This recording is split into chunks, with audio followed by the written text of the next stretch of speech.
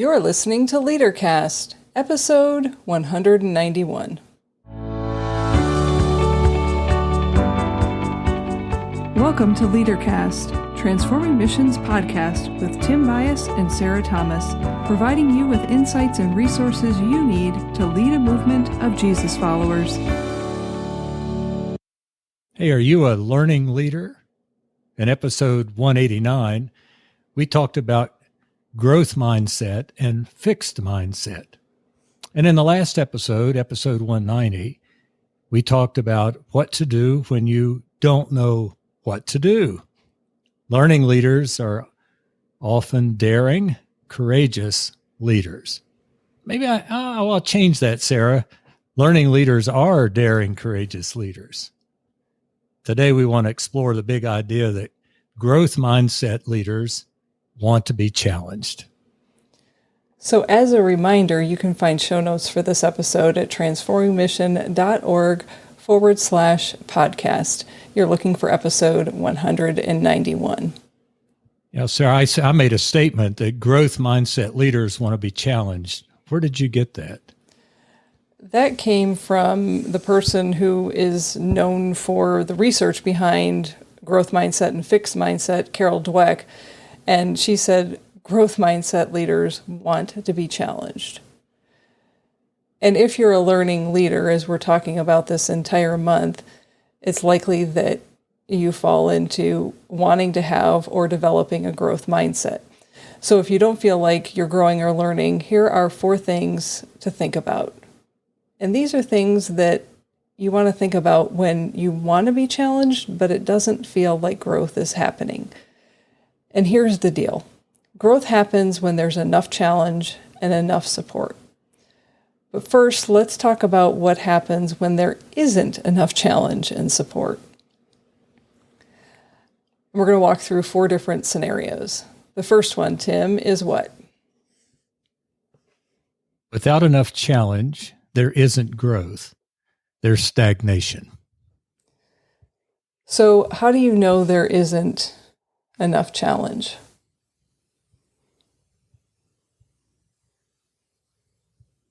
Well, for me, I kind of disengage. I quit paying attention if there's not enough challenge. And then what I try to do is to create my own challenge. And for me, if there's not enough challenge, if I experience boredom and if I'm not being challenged, that's what it often feels like, is I'm bored. I think we're saying the same things. I'm just going to say it in a different way. That can lead to me stirring up trouble unintentionally. That I'll start doing things because I'm bored, because there isn't a challenge. You've got me thinking about what happens in the local church. I mean, if people aren't involved in the life of the local church, you as a learning leader, you might have to consider if there's enough challenge for people to be involved. Yeah, and or what it is to challenge people to be involved. Right. And it might be as simple as approaching things in a new way. The example that I shared with Tim before we hit the record button was, if someone invites me to a Bible study and I go and I experience it and it ends up being a talking head spewing knowledge at me, or an hour worth of watching a video that I could watch in my own home, I'm going to be bored with both of those scenarios. If instead, and I'm not telling you this is how you need to do a Bible study, don't hear that. I'm giving you my personal experience.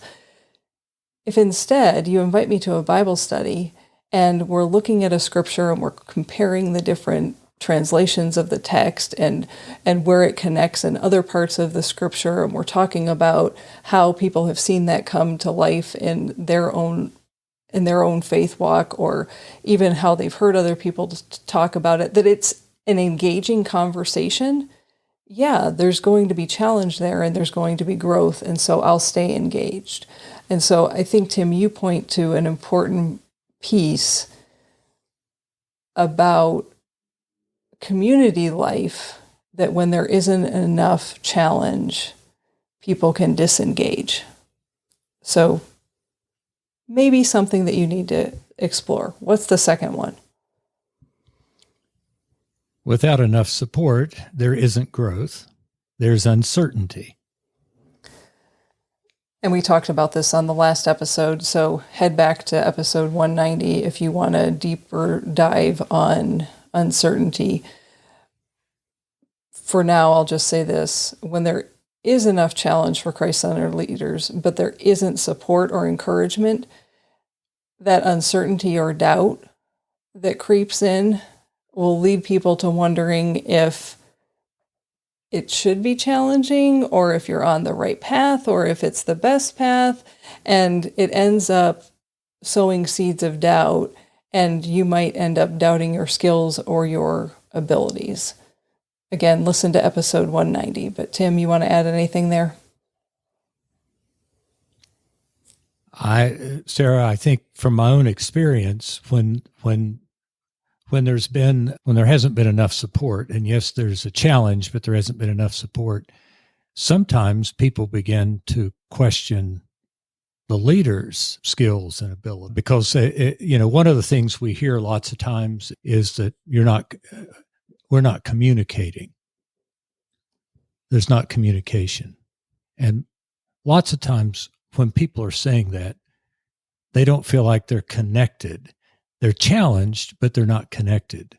And so it's that disconnect, that support. The support comes through the connecting, which comes through the communication. That's just what comes to mind immediately. Not that I would ever have experienced that in my 48 years of ministry. 2 episodes in a row, he said it. 48 years of ministry. When is that 49? Didn't it turn to 49? I'm in the 49th year. Okay. Moving on to number 3. With too much challenge, there isn't growth. There's overwhelm. Yeah, and so think about those moments of overwhelm. What happens? We shut down. Whether it's too many challenges all at the same time, too big of a challenge at the wrong time, too overwhelming of a task to take on that you don't know where to begin, it all leads to overwhelm, not growth. So there's a couple different ways that you might want to think about this one. For some people, you're in over your head and you don't realize it. It feels like challenge and overwhelm, but what's really happening is what is being asked of you is beyond your capacity at the current moment.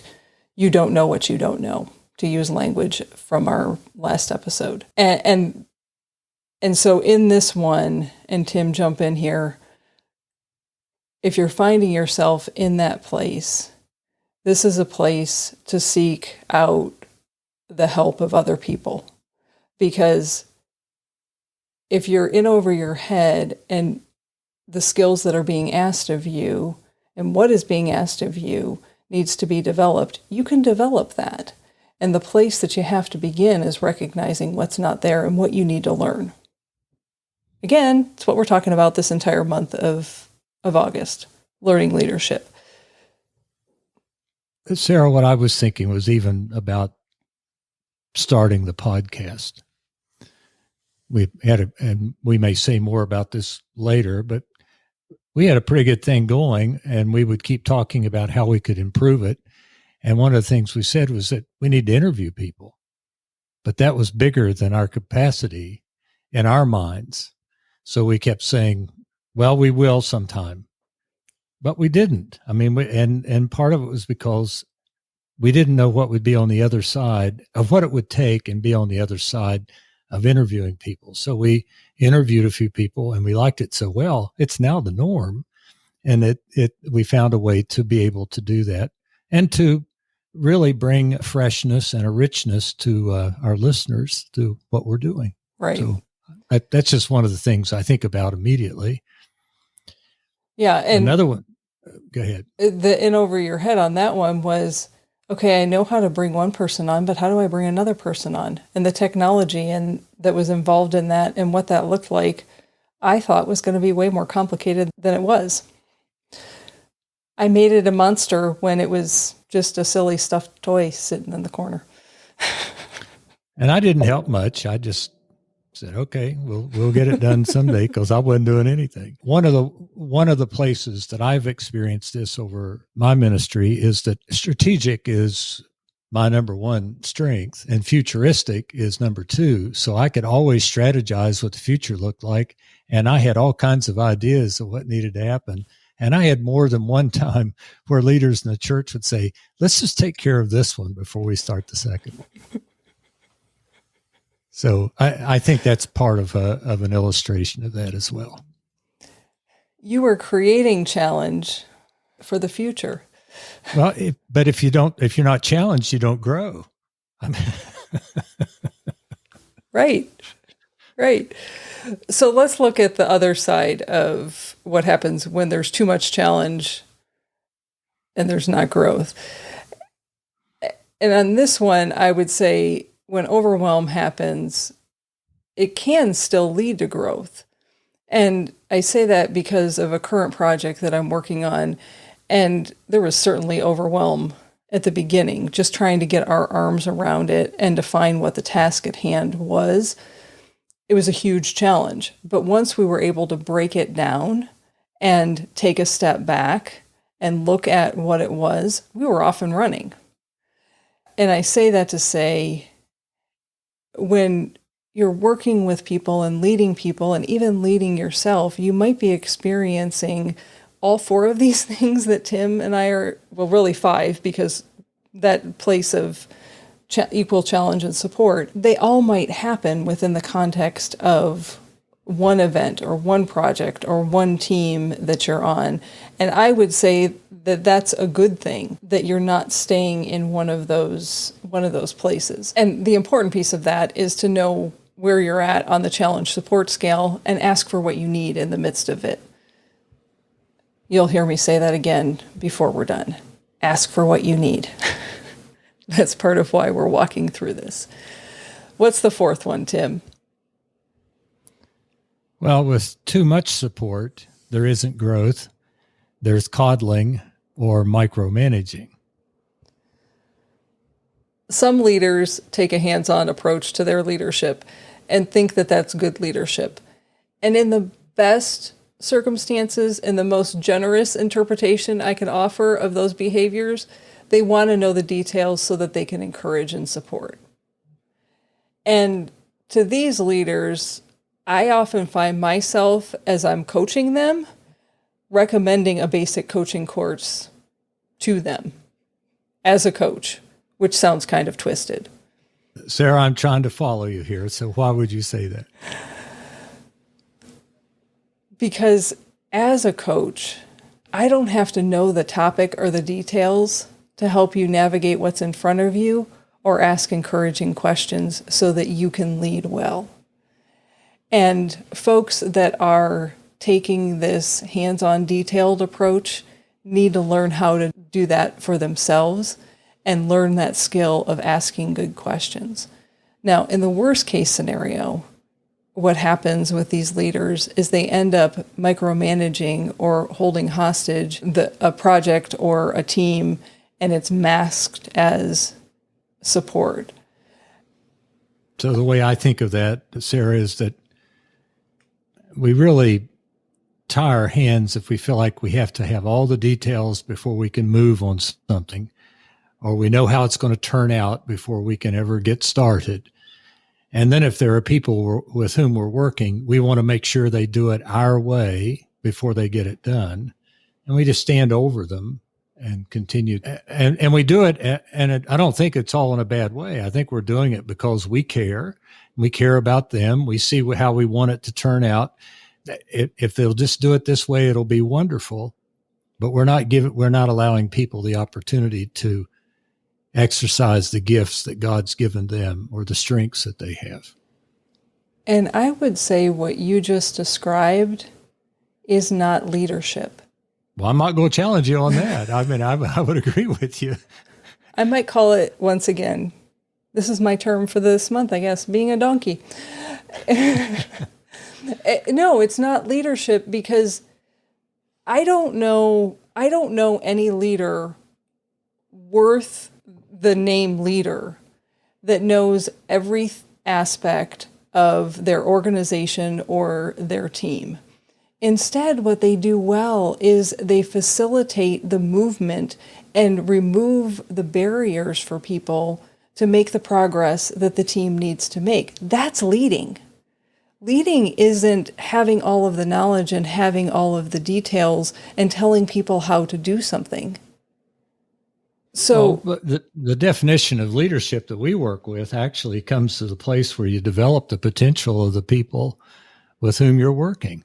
right. And if you're standing over them and micromanaging, and of course that micromanaging piece even comes when we feel overwhelmed, because if we can't get our arms around it, somehow we got to manage it so we know what's going on, and we just reduce it down to what we can handle.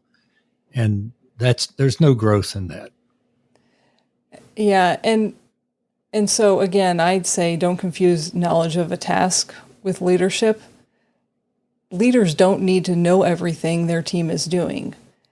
They don't have to have all of the knowledge or skills that their teammates have. That's why they have a team.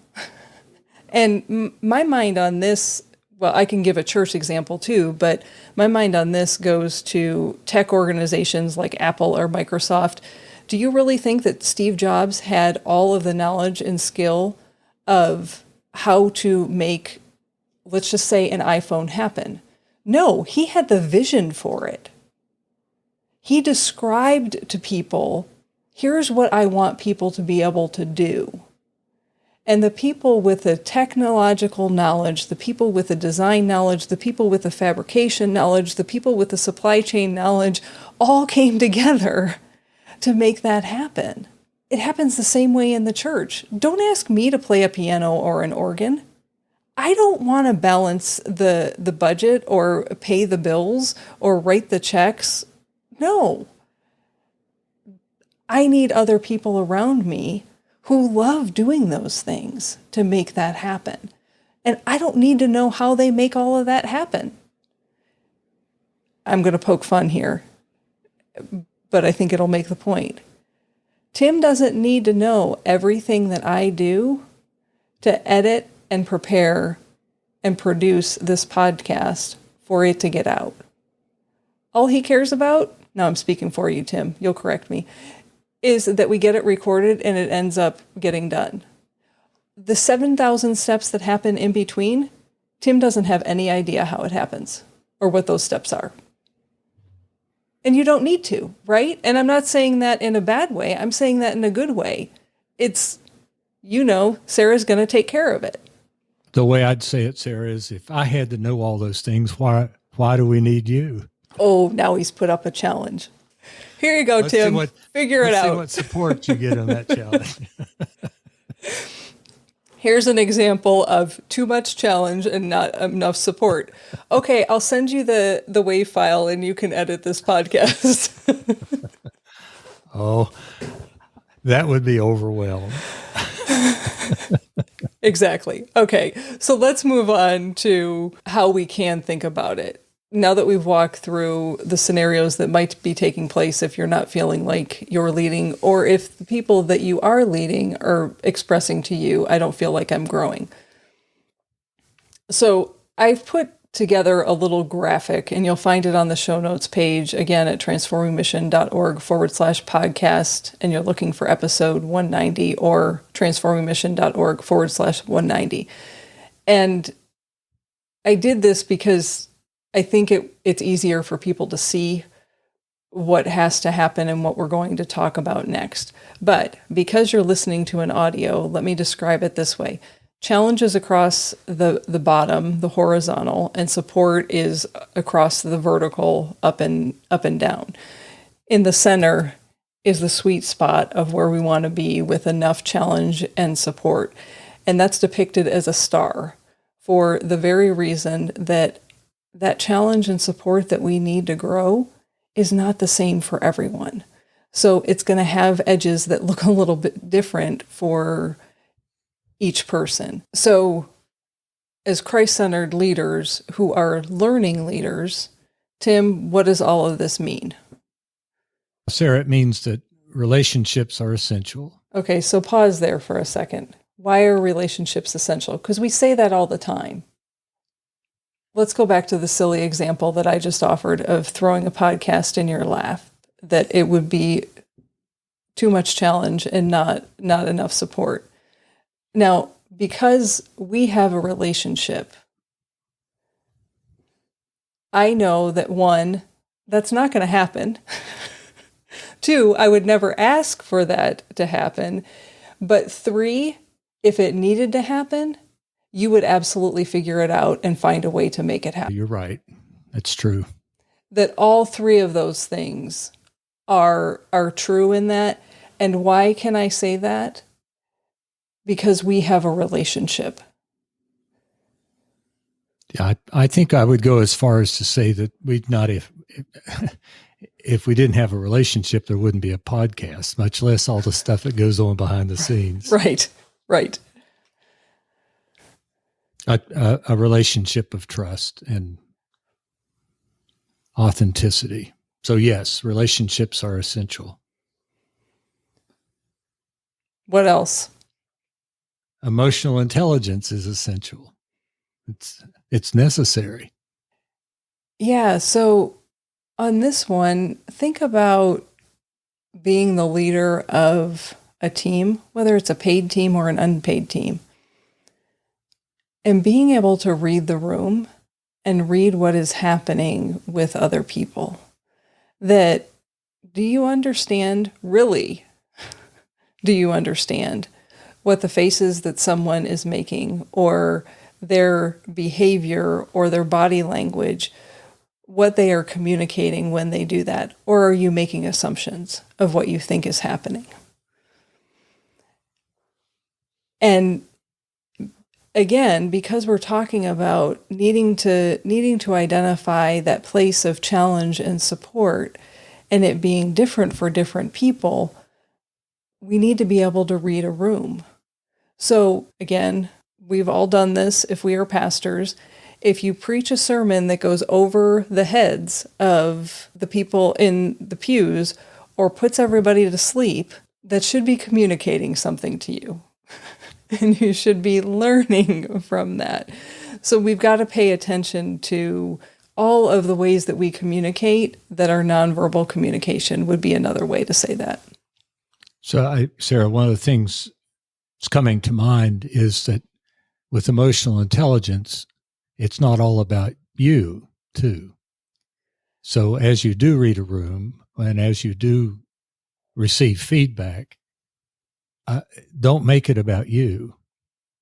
That would be something else that's important. Right.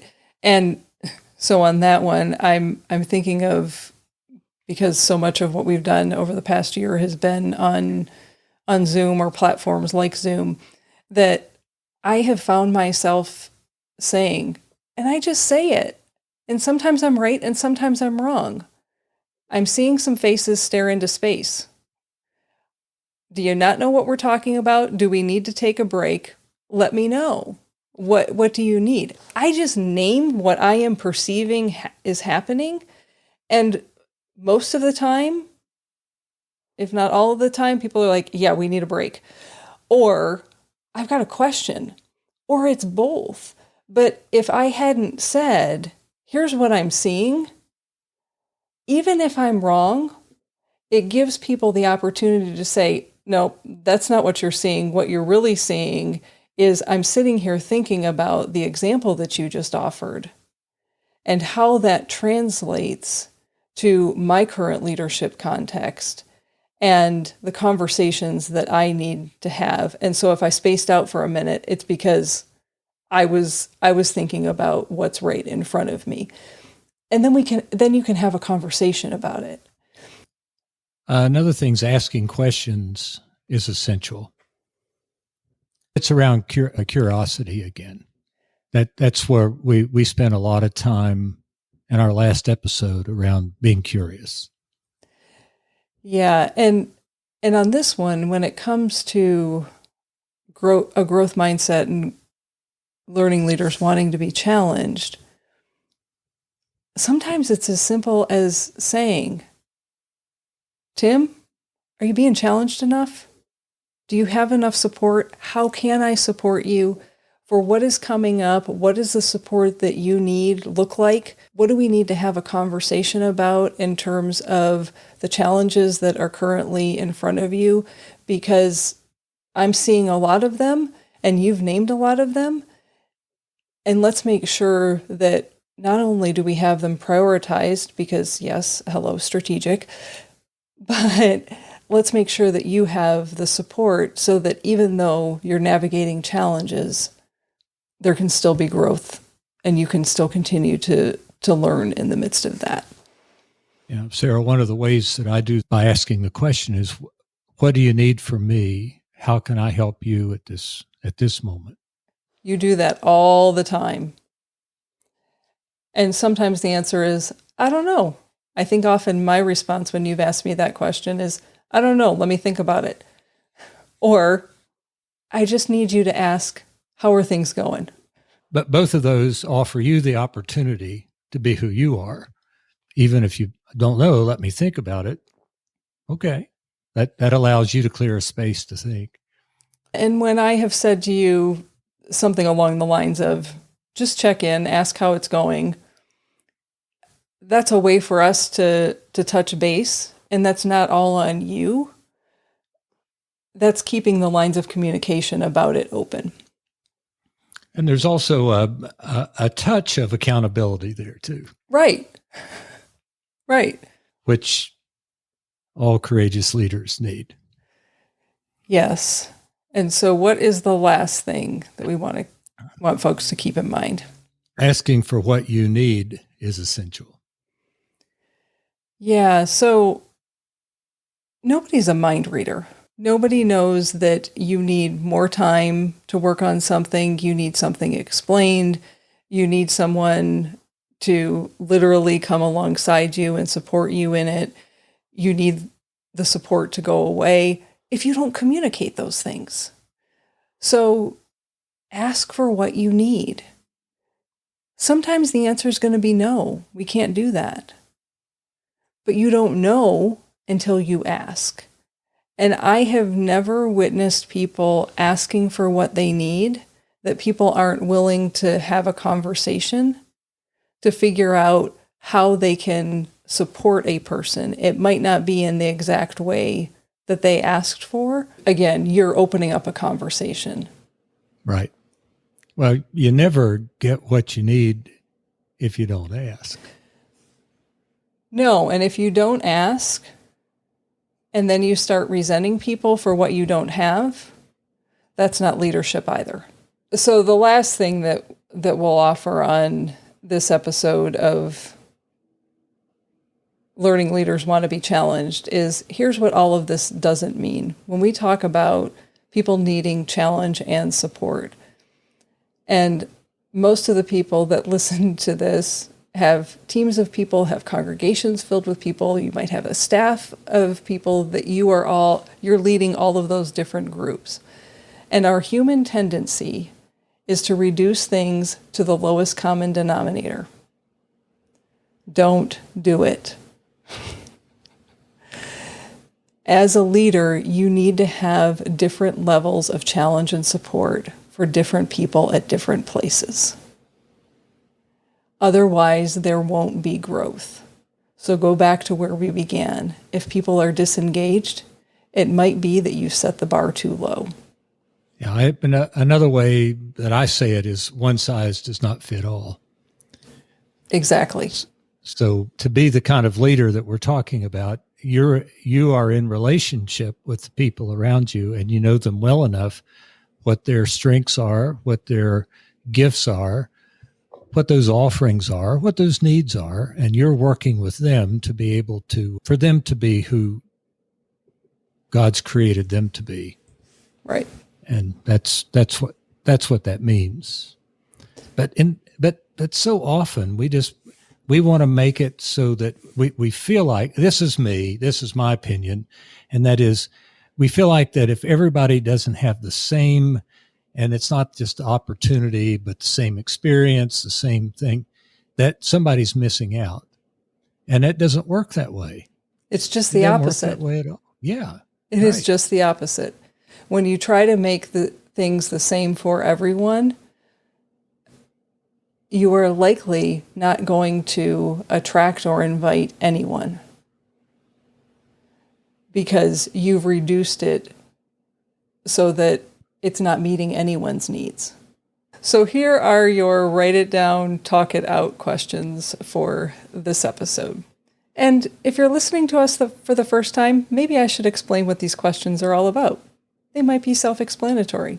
They're an opportunity for you to reflect in writing or to have conversations with the people that you lead about the topics that we've talked about here on the podcast. So the first question this week has 4 parts. They're short, I promise. Think about a current project or task that you are working on. Where are you on the challenge support grid? Again, look at the image that's on the show notes page. What needs to change? Who do you need to ask for support? And how would you like to be challenged? So that's question number 1. Question number 2, ask one of the leaders on your team to name where they're at on the challenge or support grid. Or heck, ask the whole team.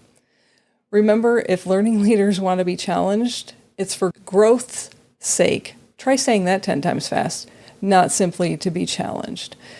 And if you ask an entire team, maybe you share the fact that you're going to ask the whole team, but I would have those conversations individually because most people aren't willing to dive into the deep end unless the whole team is at a certain place with relationships.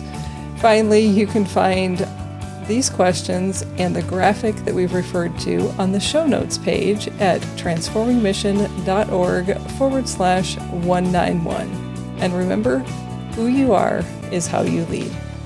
Bye for now.